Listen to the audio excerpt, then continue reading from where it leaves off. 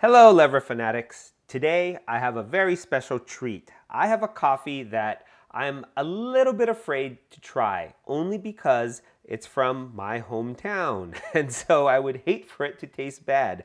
But this coffee actually comes from the North Shore of Oahu in Hawaii. It's from the old sugar mill brand, which the sugar mill is definitely old. It's been there for a long time, about over 100 years. But the coffee is relatively new, but it is 100% Waialua Espresso.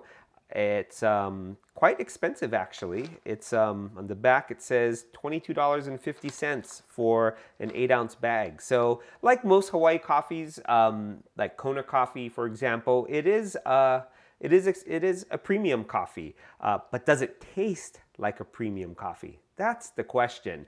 And I know personally for me, I'm not a big Kona coffee fan. I've never found Kona coffee by itself to be that special. Now, I know a lot of people will disagree with me, and that's fine. Perhaps it's just my own taste, but that's partly why I'm a little bit nervous to try this, because I really want this coffee to taste good. So, let's do it. Let's cut into it, and I'll let you know if it's as good as I hope it is.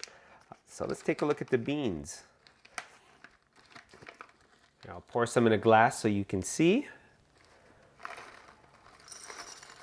Oh, the beans look nice. They seem to be fairly large and dark.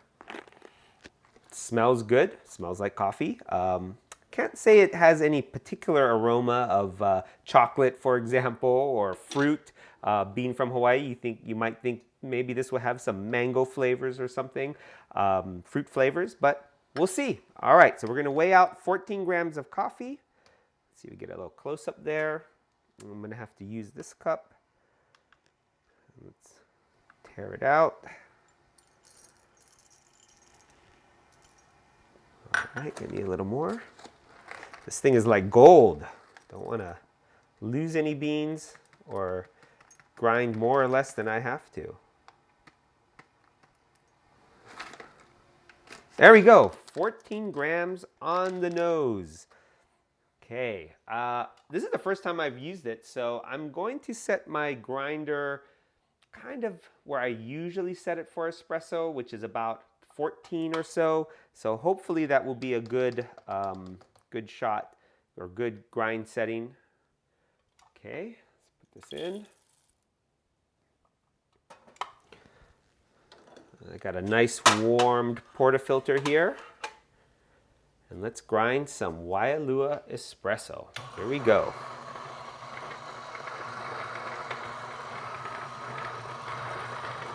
Wow, it's definitely espresso.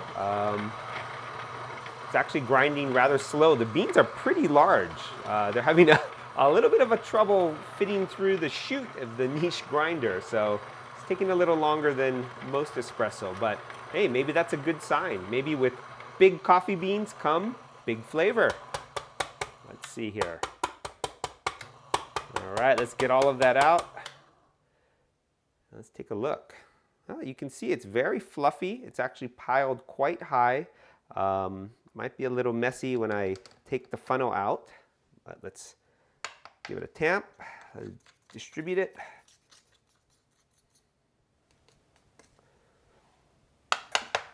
Okay, oh, this is going to be, I can already tell this level is really high. It's funny how some coffees, even by weight, their volume completely changes.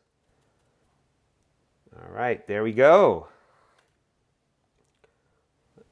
Now, usually when I weigh coffee out, and even if it does grind to a sort of higher volume, it compresses quite nicely. So don't have to worry about that. And then we'll tamp it. We'll spin. Well, I spilled some Waialua coffee on the counter, so I might have to vacuum that up very carefully and reuse it. Okay, put it in the portafilter. Let me readjust the camera. I'm going to do my standard pull, which is a 10-second pre-infusion as I twist the portafilter while pulling down the lever to make sure I don't get any air coming up through the puck. Hopefully it comes in through the side. and that way we won't get a lot of channeling. And then we'll do 2 Fellini pulls and then 2 full presses. Okay, so here we go. Pre-infusion for, wow, it's coming up pretty quickly. Maybe need to grind it a little finer, but no, not too bad. All right, 2 Fellinis, and then gentle release. Oh wow, the crema's looking pretty good. One more. I should say that this coffee did not have an age statement on it, so I did not know when it was roasted, although since it's purchased from the sugar mill, I thought it should be pretty fresh. Oh, look at that. It looks pretty good. You can see it's got a nice little head of crema here, and it did just a few seconds ago have more crema or dissolved solids throughout, but now it sort of has separated, as you would expect. Okay, well, here's the real test.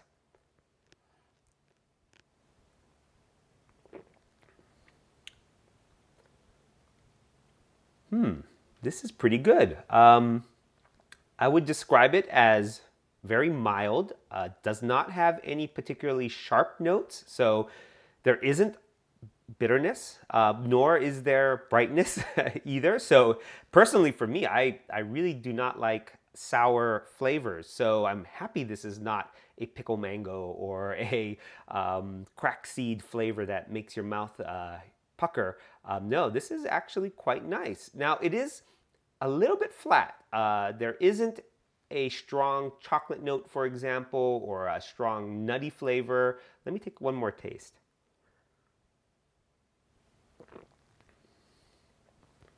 I have to say though, this is a really drinkable coffee. This is the kind of coffee that won't offend anybody. If you really like third wave coffee, you'll like the sort of mildness of this. You'll like the fact that it doesn't hit you over the head with strong bitters or over roasting flavors, like say compared to a Starbucks or even a Peet's, it was sort of a little more mass produced. It definitely tastes more something like a cottage roaster would do. Now, if you really are looking for the chocolates and that dark sort of traditional Italian espresso, you're going to detect some of it in this, but not a lot. On the other hand, there's nothing in here that would really offend you either. So I'm actually quite impressed. One more sip. This is a good shot of coffee. Waialua coffee, you surprised me. I really was preparing for the worst.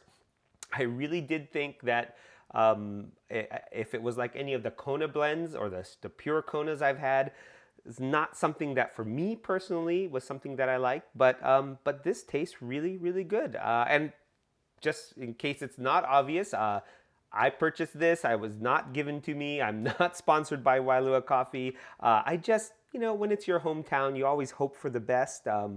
And so, yeah, I think it's a good coffee. Is it worth $22.50? I don't know. For me, I would say yes, if only to support local business and to support local agriculture. So the mill that you see here is an old sugar mill. Sugar went out in the, I'm going to say the early 2000s, is maybe 1998, around then, and sugar had been part of the community for over 100 years. And so finding something else to grow besides sugar has been a real challenge. And so maybe coffee. This coffee is good. I certainly like this coffee better than Kona. So sorry, Kona. Have a lot of relatives on the Big Island as well, but just not for me. Waialua Coffee, I'm going to give it a thumbs up.